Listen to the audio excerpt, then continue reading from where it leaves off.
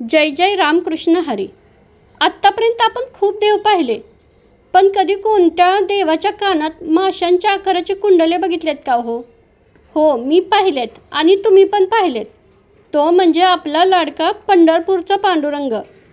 आपण ज्यावेळी आपल्या माऊलींकडे एकसारखं बघतो ना, त्यावेळेला आपल्या लक्षात येतं माऊलींच्या कानात मकर कुंडले आहेत, म्हणजेच माऊलींच्या कानातील माशांच्या आकारासारखं आहे.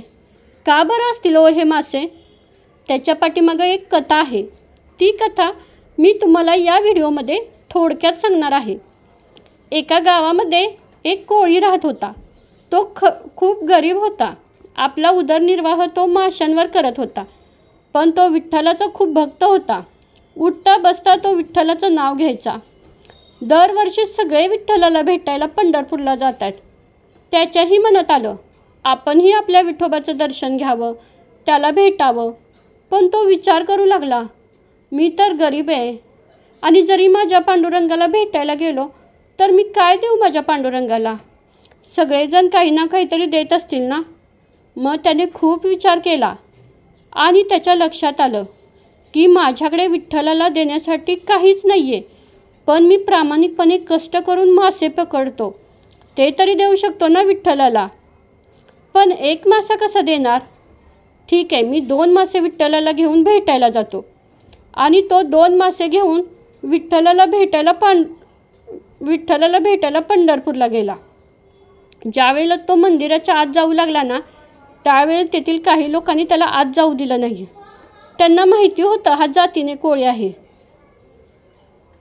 त्यांच्याकडे खूप विनंती करू लागला, मला फक्त एकदा माझ्या पांडुरंगाला भेटू द्या. मी त्यांच्यासाठी एक भेटवस्तू आणली आहे, ती मला त्यांना द्यायची आहे. या लोकांनी पाहिलं हा एकतर कोळी आणि आता याने काय देवाला बरं भेटवस्तू आणले, म्हणून त्यांनी रागवून ती भेटवस्तू पाहिली. आणि त्या लोकांना खूप राग आला आणि ते त्या कोळ्यावर खूप ओरडले. त्याला बोलले, आता तर तुला पांडुरंगाला ना भेटताच येणार नाही.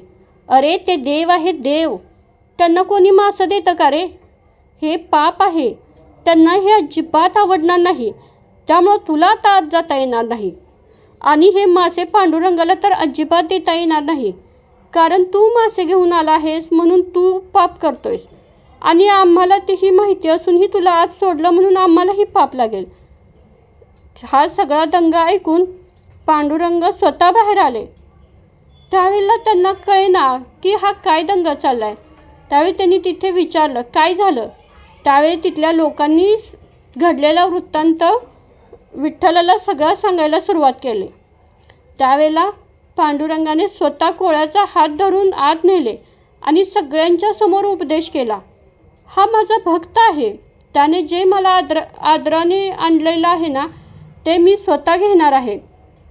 त्यावेळी तेथील लोक म्हणाले, अहो याने तुम्हाला भेट देण्यासाठी मासे आणलेले आहेत.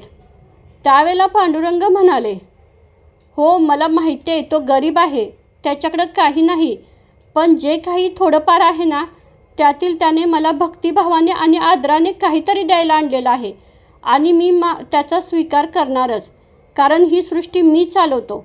त्यामध्ये फक्त तुम्ही एकटे नाही आहेत, हे बाकीचे सगळे जाती धर्माचे लोक आहेत, प्राणी आहेत.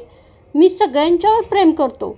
लहान मोठा गरीब श्रीमंत या भावनेमध्ये मी कधीच अडकत नाही. त्यामुळे या भक्ताने जे काही माझ्यासाठी प्रेमानं आणलं आहे ना, त्याचा मी स्वीकार करणारच. असं सांगून पांडुरंगाने त्या कोळ्याकडून ते 2 मासे घेतले. पण आता याचं काय करणार? त्यावेळी त्यांच्या लक्षात आलं की सर्वांना समजलं पाहिजे की माझ्यासाठी सगळे समान आहेत, हे लोकांना दिसावं म्हणून त्यांनी ते 2 मासे आपल्या कानात कुंडलासारखे घालून घेतले. त्यावेळेला तो कोळी खूप खुश झाला आणि पांडुरंगही खूप खुश झाले. थोडक्यात काय, त्या काळातही आपल्याला आपल्या लाडक्या पांडुरंगाने एक शिकवण दिली आहे, मला सगळे समान आहेत. म्हणून तर काय, वारीमध्ये आपल्याला सगळे वारकरी एकसारखे दिसतात. कोणीही आपापसात भेदभाव करत नाही, एकमेकांना सांभाळून घेतात. तुम्ही कधी पाहिलं आहे का हो, वारीमध्ये हा गरीब श्रीमंत, जात पात उच्च नीच कधीच बघितलं जात नाही.